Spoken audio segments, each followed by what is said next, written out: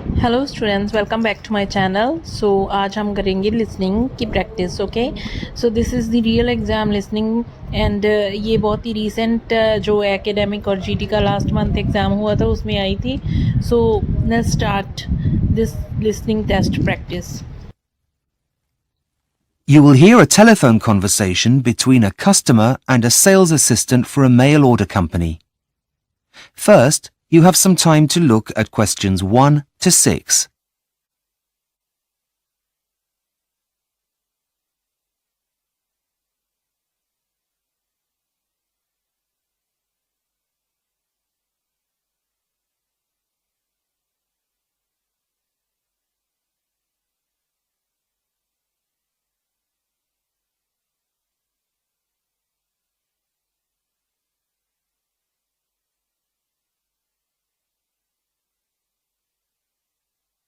You will see that there is an example that has been done for you. On this occasion only, the conversation relating to this will be played first. Good morning. How can I help? I'd like some help with ordering a book. I've tried your website, but it says it's offline at the moment and to call this number. The answer is website. So website has been written in the space. Now we shall begin. You should answer the questions as you listen because you will not hear the recording a second time. Listen carefully and answer questions 1 to 6. Good morning. How can I help? I'd like some help with ordering a book. I've tried your website, but it says it's offline at the moment and to call this number. Oh, yes. I do apologize. We've been having some problems with it, but I can take the order over the phone if you like.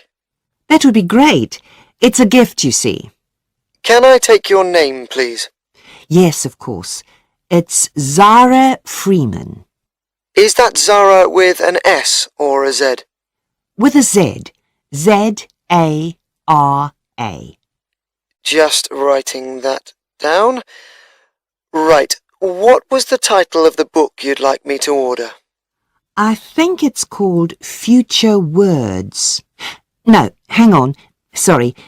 That's Future Worlds. Okay, just typing that in. I can't seem to find it.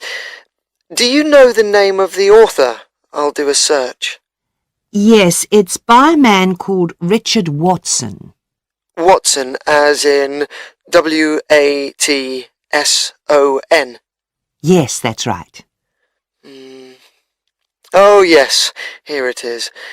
It's only just been released. It's a self-help book, is that right? Yes. Now, it costs £12.99. Yep, that's fine. Okay. How would you like to pay? Is a debit card okay? No, sorry. We only accept credit cards. Oh, dear. Just let me check to see if I have it with me. Oh, yes, here it is. Can you read me the long... Before you hear the rest of the conversation, you have some time to look at questions 7 to 10.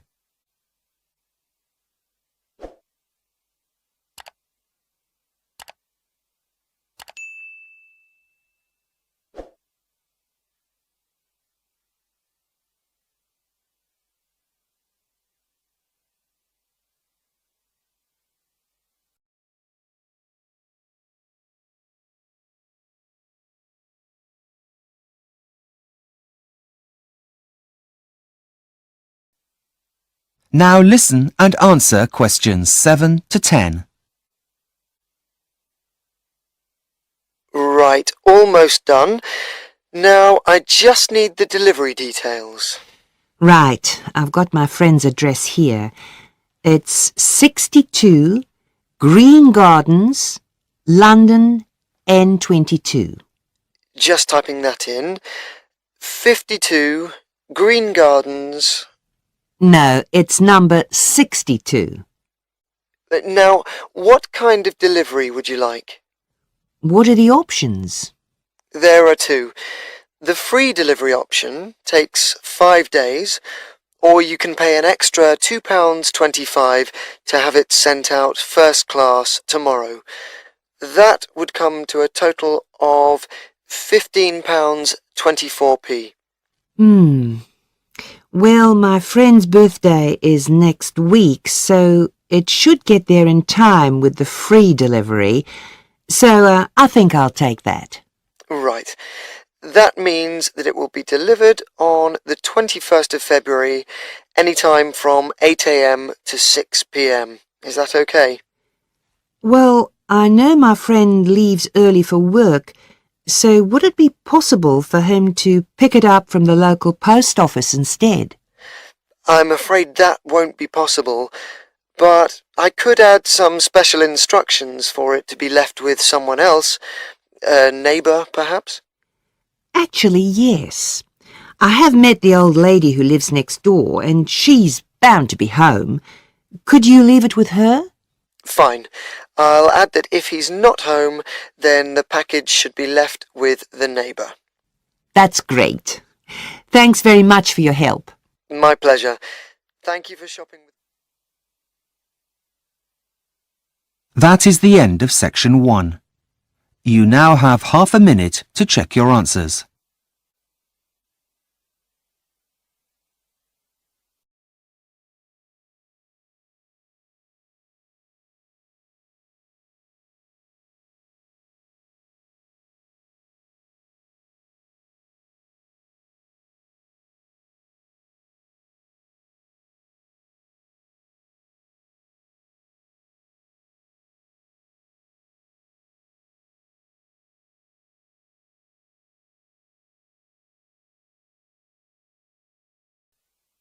Section 2. You will hear an online guide giving a tour of the home of the future. First, you have some time to look at questions 11 to 16.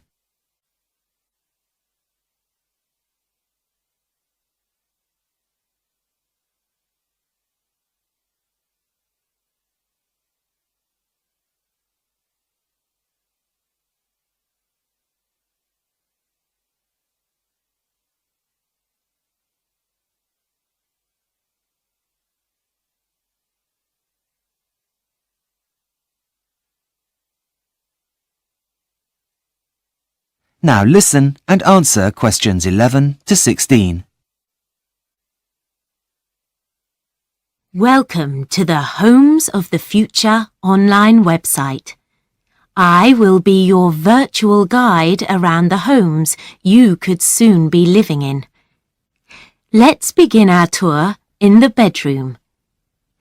Firstly, the bed is programmed to gently rock you awake in the mornings. There'll be no more rude awakenings by an alarm clock, and it will also know what time you need to wake up, as it will get that information directly from your personal digital assistant, that is, your PDA, which will be inserted into you. Let's move to the wardrobe. Those are your musical shoes that generate music while you walk. The music will change according to how fast you're walking. Calm music for a relaxing stroll and faster beats for when you're in a hurry. You'll feel like you're walking on air. What's more, your clothes are also intelligent. They sense how you're feeling and then change colour. The fabric that they're made of also converts your body heat into a low-voltage electricity generator for some of the gadgets that are now inside you, like your PDA, for example. Moving on to the bathroom. So, after waking up, you need a shower. There's no need to turn on any taps as the house will know exactly what temperature you like the water in the mornings, though you'll still have to wash yourself. From the bathroom, we move into the kitchen. Now, We've all had that horrible feeling when you can't find your keys just as you're about to go out. Well, in the home of the future, you wouldn't need to panic. All you need to do is an internet search. All items are now programmed with a tracking device so that they will light up and signal to you where they are. Just in case the object is upstairs, the house will project its position on your fridge. Speaking of your fridge, this is now as intelligent as your clothes. Not only does it keep a record of when you're running low on everyday essentials, like milk, but it emails your local grocery store, which will deliver them for you. It can also help with planning meals if you have friends over for dinner, by moving the chicken from the freezer so that it'll thaw in time. Before you hear the rest of the tour, you have some time to look at questions 17 to 20.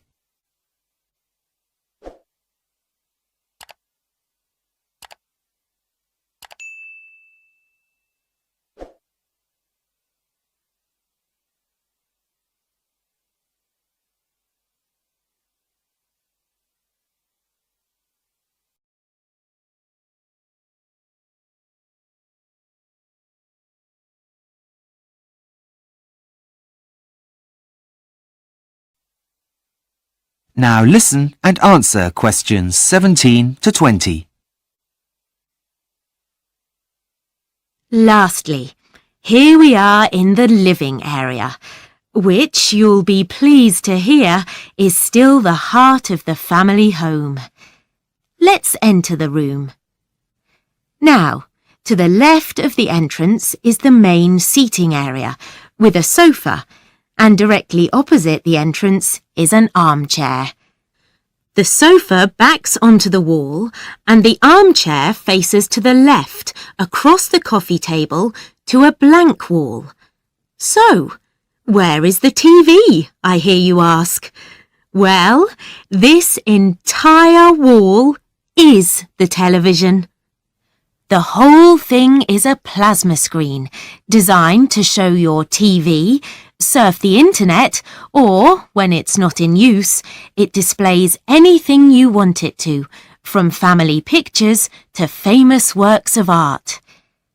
On the opposite wall to the sofa is a fireplace, which still has a real fire. Nothing beats that now, does it?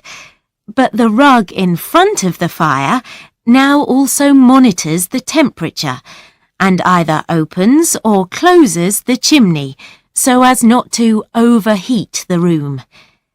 It still has its normal uses though. As you can see, the cat likes it very much and is curled up on it, happy as can be.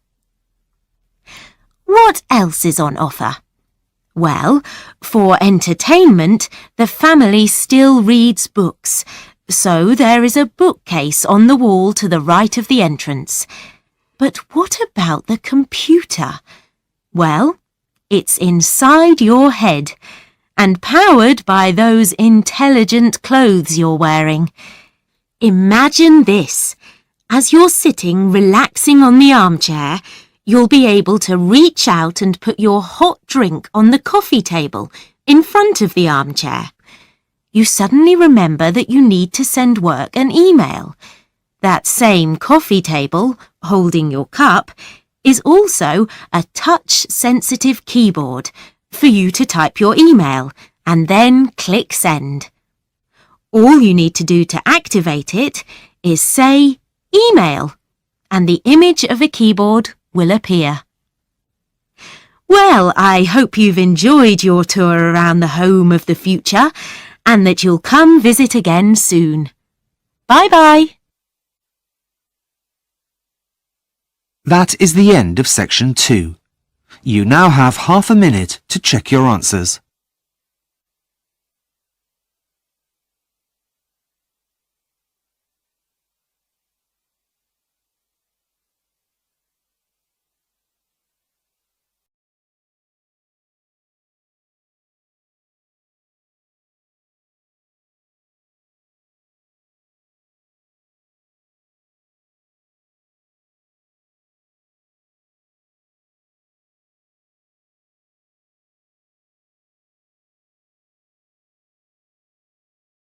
Section 3. You will hear a tutor talking to a student about a future assignment. First, you have some time to look at questions 21 to 25.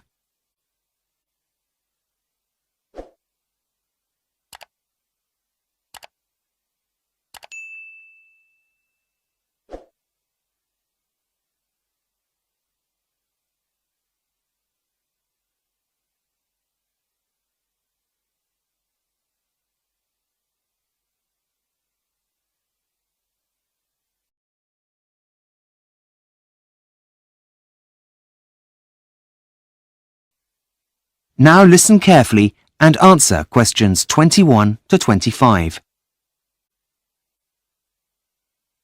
Hi, Professor James. Have you got a minute? You see, I'm having a bit of trouble getting started on my graduate employability assignment. Well, okay, as long as it doesn't take longer than 10 minutes, as I have a meeting to get to at 3:30. Yep, fine. It shouldn't take long at all. Okay, Sally. Tell me what you've done so far, and we'll go from there. Well, as you suggested, I chose 3 local businesses and contacted them via telephone to introduce myself. That's good. Well, the thing is, I couldn't get past the secretary of 2 of them. Do you have any suggestions? What about following up with a letter stating what time you'll be calling again? Oh, that's a good idea. I hadn't thought of that. So, tell me about the one you have contacted. Right. Well, he was very helpful, actually. He received the survey I emailed him and has already sent it back. I've had a very quick look at it, but haven't had a chance to write it up yet. So far, so good. Carry on. Well, apart from that, I've also found a lot of statistics that exist on the starting salaries graduates begin on once they finish studying. There's some really interesting stuff out there. Did you know, for example, that your average engineer earns nearly as much as a medical graduate? Yes, I did. Gosh, I had no idea. Having second thoughts about a career in human resources, are we? No, but I was surprised. Anyway, getting back to where I was, I've gone to the library, but the books you recommend have already been taken out. Apart from one, that is. It's called A Starting Success. I haven't read it yet, but I've taken it out and it's on my list of things to do. Have you come up with a plan yet? Yes, and I've written my hypothesis as well as my introduction, but that's where I've got stuck. I don't really know how I'm going to be able to present all of the information, as there's so much of it. Before you hear the rest of the conversation, you have some time to look at questions 26 to 30.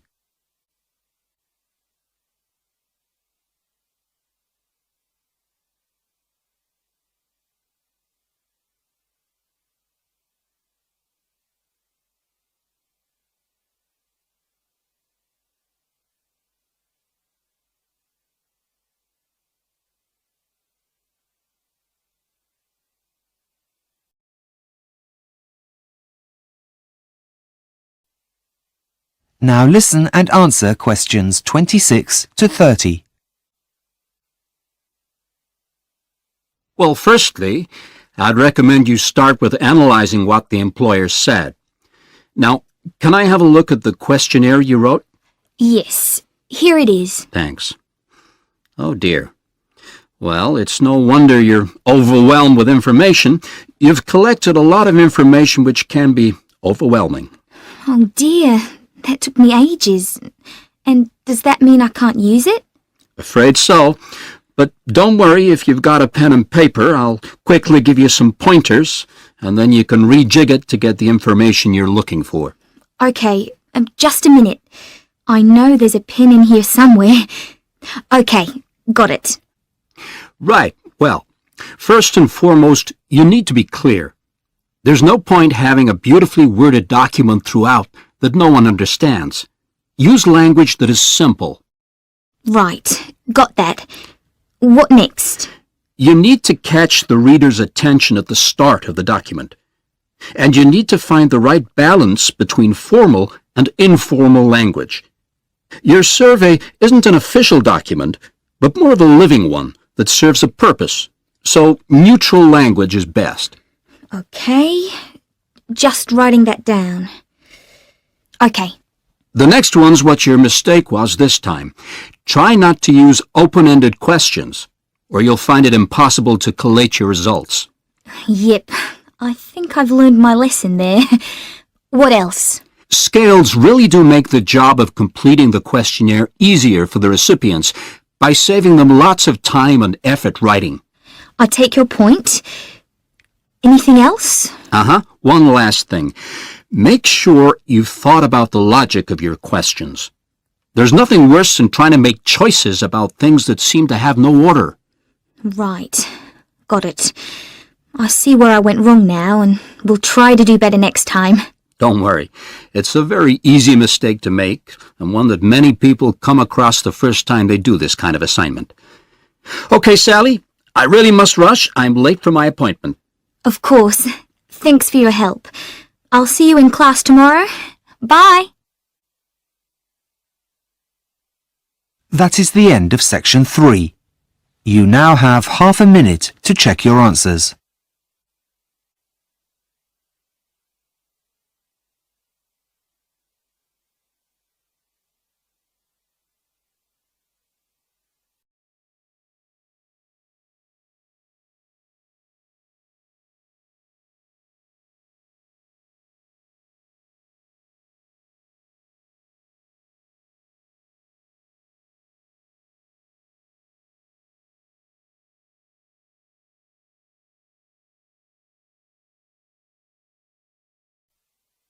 Section 4.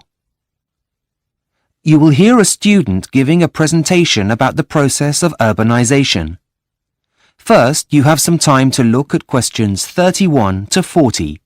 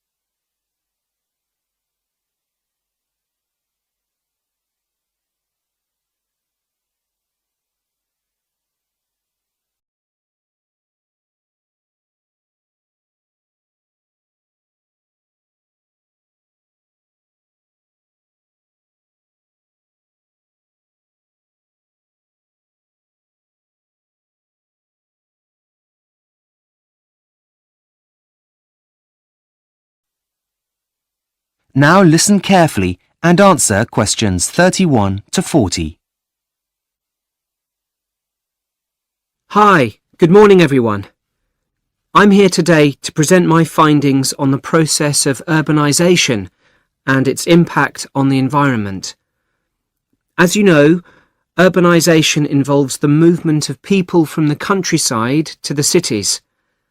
As this process continues, the cities of the world continue to grow. I will demonstrate how this growth is eating away at the planet's most fertile land. My research has focused on 2 studies that looked at land use in the United States. These have shown that since its independence, only 3% of all land in the United States has been built on.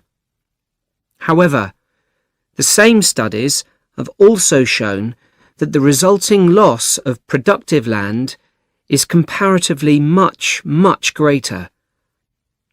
This isn't so much of a problem in America, as it has a relatively low ratio of people to land.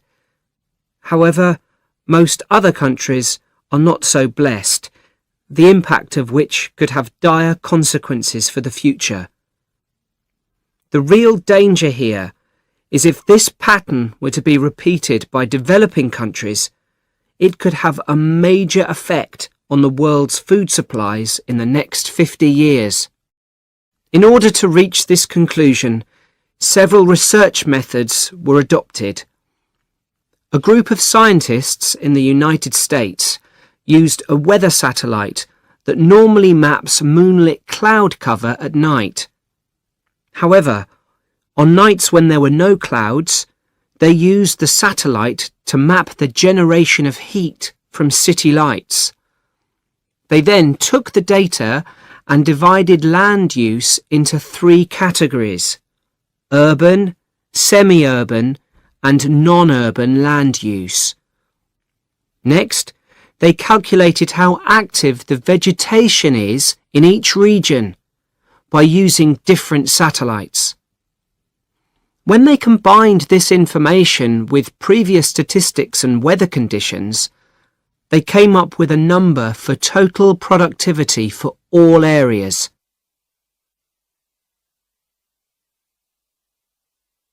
So what did the results of this process of land classification show?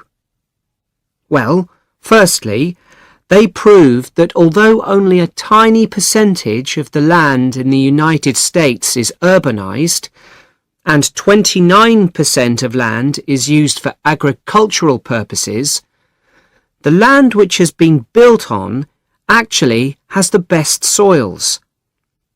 These were independently corroborated by a second team of scientists in San Francisco, whose results show that this process is happening even faster in the southeastern corner of the United States.